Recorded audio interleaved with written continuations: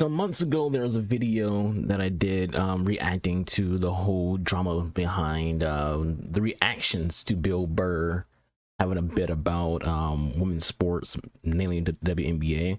I didn't really go in that video into like Bill Burr himself or his bit. It was more so just the reactions of other people and just a general opinion on things of women's sports. So today I kind of wanted to do a video just talking about why I love women's sports as much as I do, and why it was such a what things led to being such an influence for me on becoming such a big fan of women's sports. Because in that video I mentioned a lot about how I grew up really enjoying women's sports, and that a lot of my favorite teams as an adult are female teams, like the United States Women's National Team and Angel City FC and so on. So if you watch that video, it'll be to your left or to your right, so you can go ahead and click that at the end of this video or whatever, and watch it if you want to. Choice is yours. But whatever, everybody, it's your boy nwsl here, the Gamer Archer. Hope you all are having a good day. Hope you all feel good, looking, smelling good, and welcome to my channel. Do all the things the algorithm likes to help this channel grow. So I mentioned before that for me, women's sports is a massive thing. Women's sports aren't just something that just happens in the background of my life, and like for like how it is for most guys out there, and you just hear about it and you don't watch it, things like that. I watch women's sports probably more than I watch any other form of sports, mostly because I watch a lot of soccer, and I tend to watch more women's soccer than I watch men's soccer because I don't watch the MLS, but I do watch the nwsl. I rarely watch U.S. men's team play soccer, but I'll watch the women's team every time they're playing a game.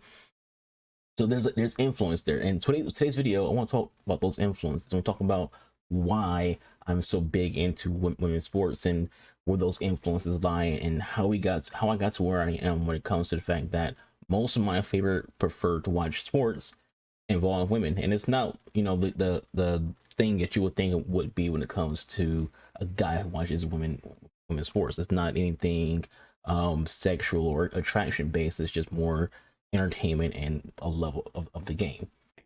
So to start things off, when it comes to what inspired my love for women's sports, you have to go way back, and by way back I mean my childhood, and all the way back to the big influences of the 1990s and the early 2000s. At this time period, especially the late 90s and early 2000s, that big old mouse Disney was at its peak of influencing the young, the minds of the young.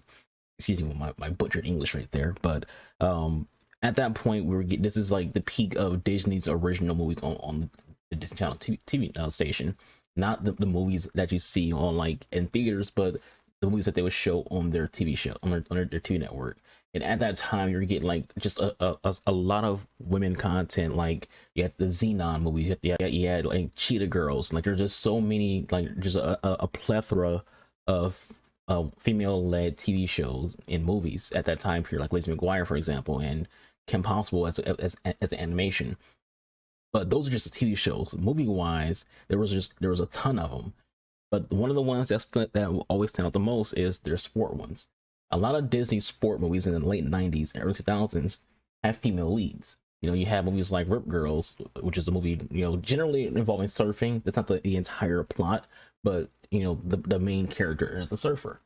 So you get that impression there. And you had like a movie like Go Figure, which is a figure skater who turned to a hockey player. And I love hockey. So this is where like a lot of those influences start to lie. I mentioned before that, and I mentioned in that video before, that there was a movie from Disney Channel where there was these two twins who played basketball. It was called Double Teamed, and in that movie, that's where like that influence of wanting to like watch women play basketball became a thing for me, because that movie came out like around 2002, and around that same time frame, or a split period of time in the early 2000s, the best women's basketball team was in my hometown of Detroit, at the Detroit Shock. So there's this movie that I'm watching a lot on Disney Channel called Double Teamed, and there's also Detroit Shock, who were one of the best teams in women's basketball. So just the influence is just there. The influence is flowing, and I'm digging it.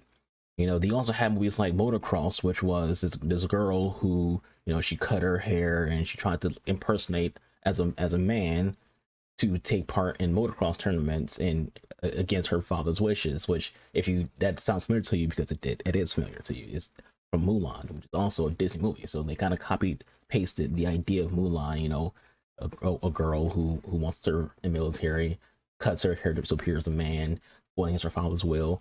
Same thing here. So you had movies like Motocross and Rip Girls and Go Figure and Double Teamed, and there's more movies like that. But there's also movies like Right on Track, which, you know, that started a whole nother thing, like involving my life and my fandom. Not necessarily like about Right on Track is a racing movie starring Belly Mitchell and Brie Larson. I'm not really into NASCAR or racing in general. I'll play racing video games, but I'm really into like the idea of watching. Like I don't watch racing. That's the thing I'm trying to say here.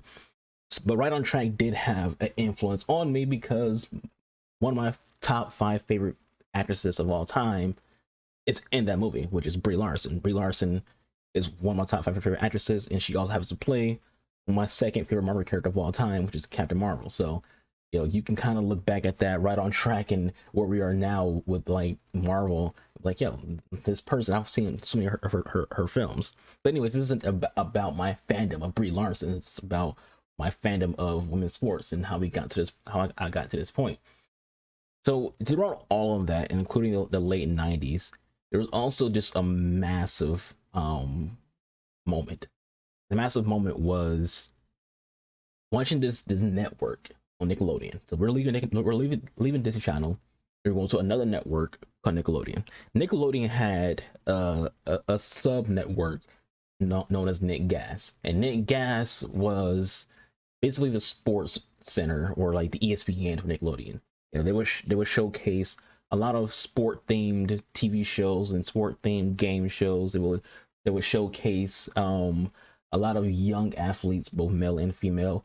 And throughout all that time, I was seeing a lot of one particular person who did get me into a sport I never thought I was going to get into, which is tennis. And that person was Maria Sharapova. I want to show you this clip, and in this is the exact clip that made me a tennis fan and made me a Sharapova fan.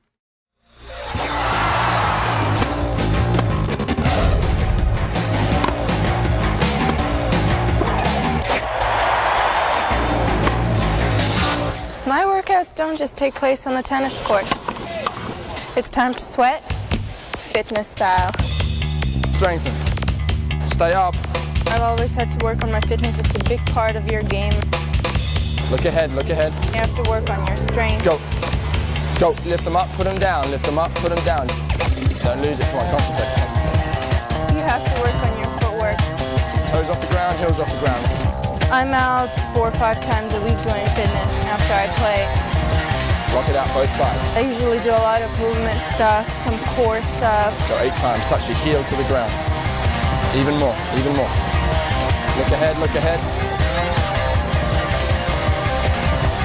It takes a lot of endurance out of you. Okay guys, workout over. See you next time on Nick Gas. Whew, I need a break.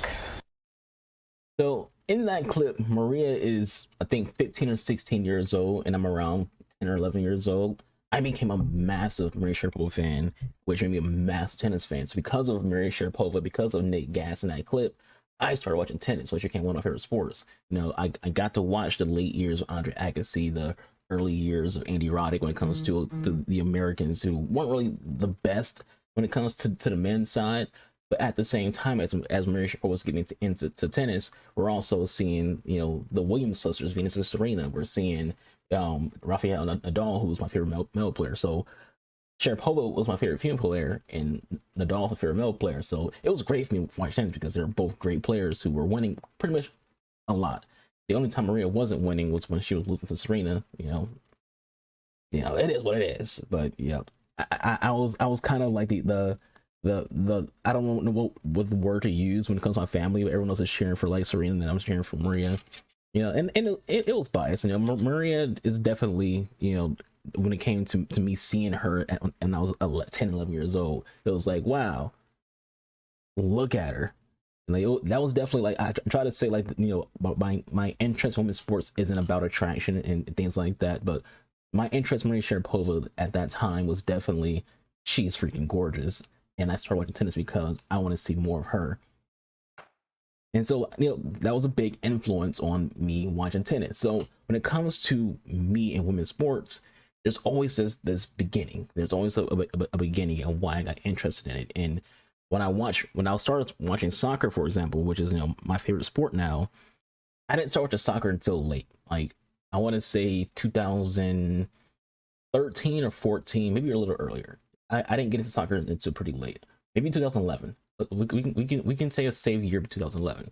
And so at this time, we're seeing like the big explosion of the popularity, or I want to say popularity, but like the success of the United States women's national team.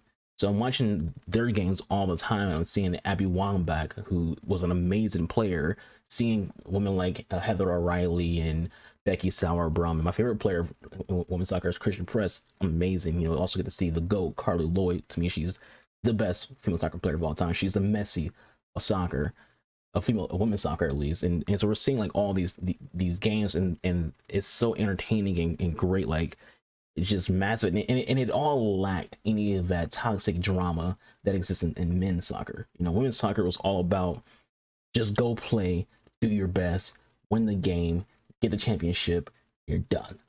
There was no real, fandom that was like making things worse or making it toxic. Like, if you watch a game that involves Messi, you're constantly getting notifications just going through Twitter, or if you're watching a live stream, you're seeing like a chat row, just Ronaldo fans on Messi sucks, Ronaldo's better. You're watching Ronaldo games, it's the other way around, where it's Messi fans, Pinaldo, Messi's the best. You're a Man United fan, you're watching Man United playing some useless team like fucking Fulham, and you get like Chelsea and Arsenal and Liverpool fans just feeding toxic shit to you. You're a Madrid fan and you're watching them play against freaking some useless freaking La Liga team, freaking like, and then you have Barcelona fans, Atletico fans coming in like, Madrid sucks, you're nothing without Ronaldo. And it's like, you don't give that with women's soccer. Women's soccer is a little bit more respect there. There's a little bit more, less toxicity when it comes to the player base. If there's any bickering, it's more so between the fans who are like arguing about who should be in a certain 11 and things like that, more so than, Mata is better than Carly Lloyd. Like, you don't see like that kind of dialogue. The most important thing for me when it comes to women's sports is entertainment. Women's sports, for my entire life, when it comes to watching sports, like I said, there's been like moments where there was beginning to why I got into a specific sport. And ever since I got into it, I've enjoyed thoroughly watching it. I've enjoyed partaking, and I've enjoyed talking about it. I've enjoyed investing in it. I've enjoyed, what I see in that sport. And I feel like I'm a part of it. I feel like I'm a part of, a social change potentially when it comes to the growth of, women's sports, and the potential of men getting into women's sports. Because society talks a lot about how the reason why women's sports don't do so well is because men are watching it. And it's like, men do watch women's sports, just not in the droves that we watch men's sports. But that's also the same for women. The numbers don't lie that more women watch men's sports than women's sports. It's not just a men are avoiding the sport situation. That's not situated at all. It's just how it is that both genders, even it just so happens that everyone involved, be it male, female, non-binary, etc., are preferably watching men's sports over women's sports. But that doesn't necessarily mean that no one's watching women's sports. It's just a numbers thing and a popularity thing. And if you look at all the numbers, they're getting higher and higher and higher and higher and higher. NWSL posted their numbers for the last season, and it's the best season that they've had yet. That's going to continue. They're going to have higher and higher numbers every single year because the growth of women's sports is growing, and the popularity is growing, especially around the world, where you see like Barcelona's women's soccer team, who's very dominant. They're one of their players, forgot her name. Sorry, this isn't a scripted video, so there's not gonna be names that I just have that I have written down, but their player won the Ballon d'Or for women's soccer. And Chelsea has a very good women's soccer team as well. And just again, internationally, women's soccer is still a very massive thing, just as it is massive with men. But this love for women's sports also goes into my love for video games. You know, when it comes to video games, I play with the women's teams in FIFA. You know, and there's actually an achievement on Xbox, and it's one of the lowest achievements, the lowest score, like in terms of like how many people get it. Like they show you like a percentage. I think it's like 1%. There's like an article where it was like 1% of people have the Women's World Cup achievement in FIFA. I have that achievement because I played the women's team and I played FIFA. A favorite team, and I enjoy it, and I love video games. And I love them. I've also played with WNBA players in NBA games. You know, I'm drawn to it, and I would definitely freaking do like a my career with a female player and things like that. And even when it comes to my another love of mine, which is combat sports, you know, the UFC, and Invicta, which is a all women's MMA brand. You know, I have a number of created characters in UFC video games that are female, and a lot of my favorite fighters are the female fighters, and less like there's some like obviously when you watch any kind of sport you love, you're gonna have fans, you're gonna have like fandoms, and when it comes to like, you know, the males too, like Anderson Silva, you know, Shogun, who was my favorite fighter of all time, you know, guys like that.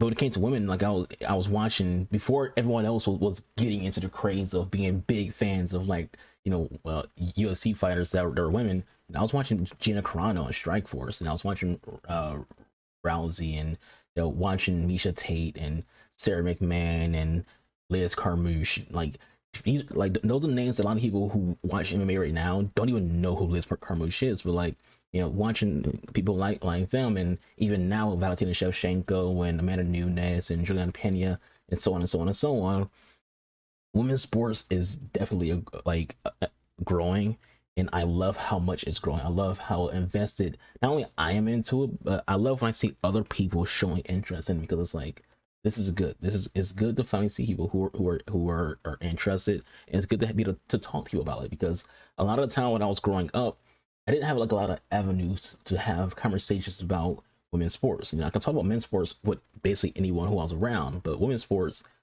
there wasn't like a lot of people when I was growing up who were into it.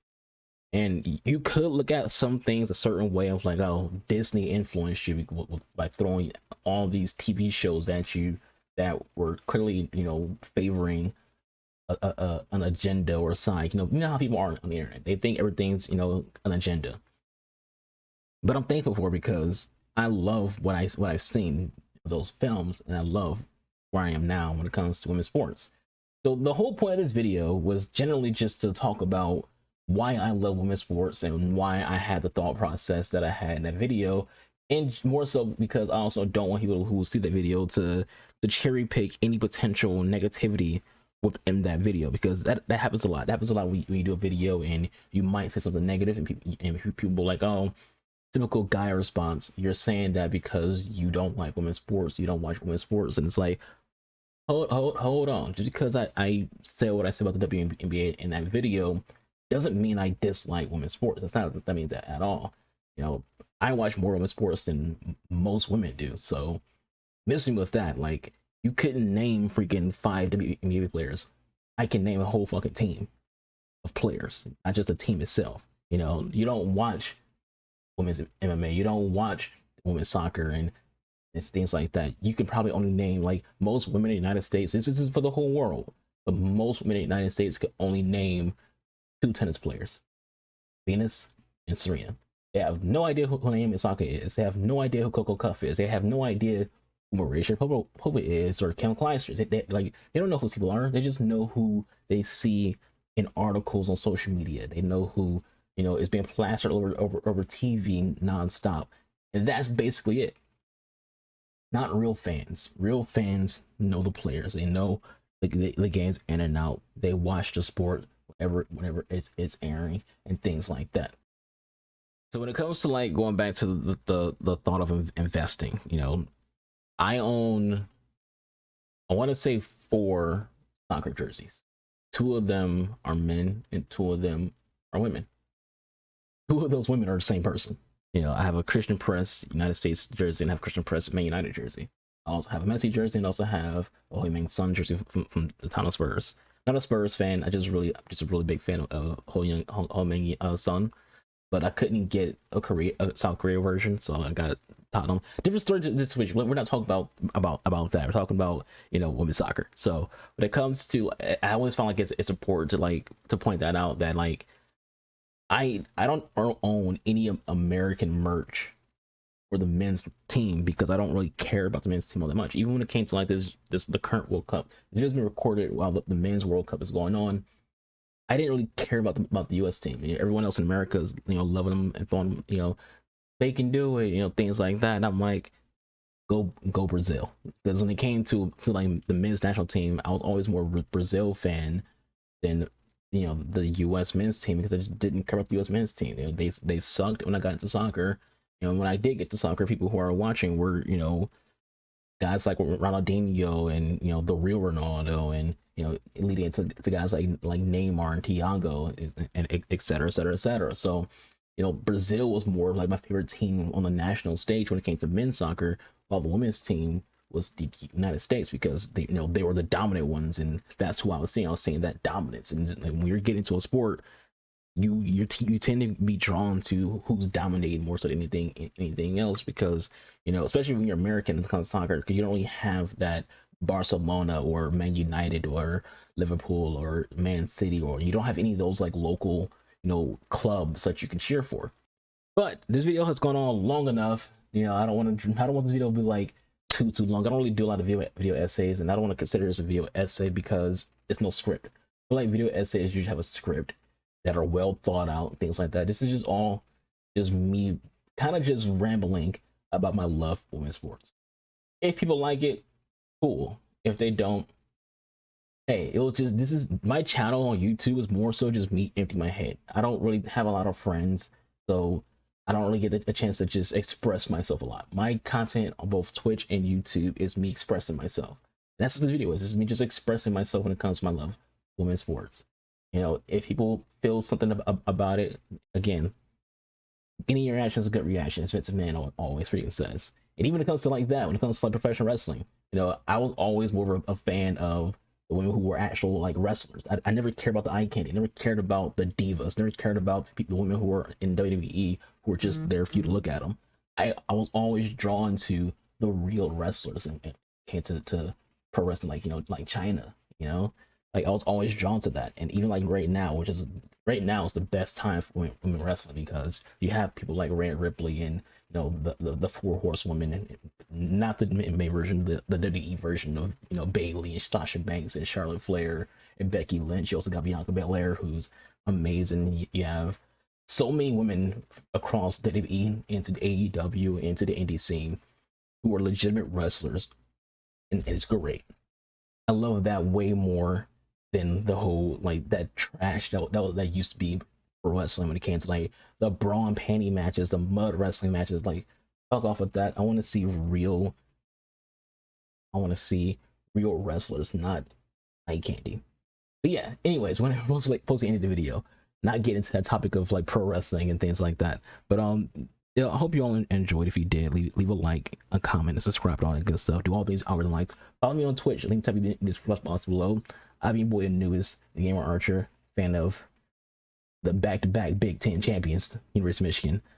Yeah, I'll catch you guys on the next one. Y'all stay safe. You'll be constant another. Be true to yourselves, and, you know, watch some sports. You know, if you're curious about watching some women's sports and you would never watch a game, watch a game. You might be entertained more so watching the NWSL or the U.S. Women's National Team, or watching a Valentina Shevchenko fight, or watching a Clarissa Shields fight, you know, who's probably the best female boxer we've ever seen, potentially, maybe, you know.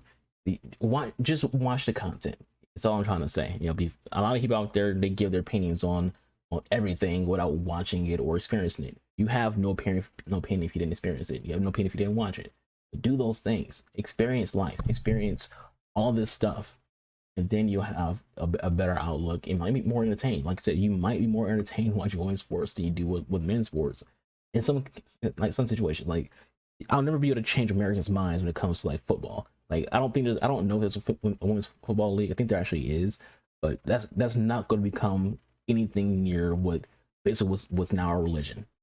America's religion is football, and nothing's going to ever come over the NFL and college football. But anyways, I'll catch you guys in the next one. Like I said, y'all stay safe. I'm your boy Nubis. I'm out of here. Deuces.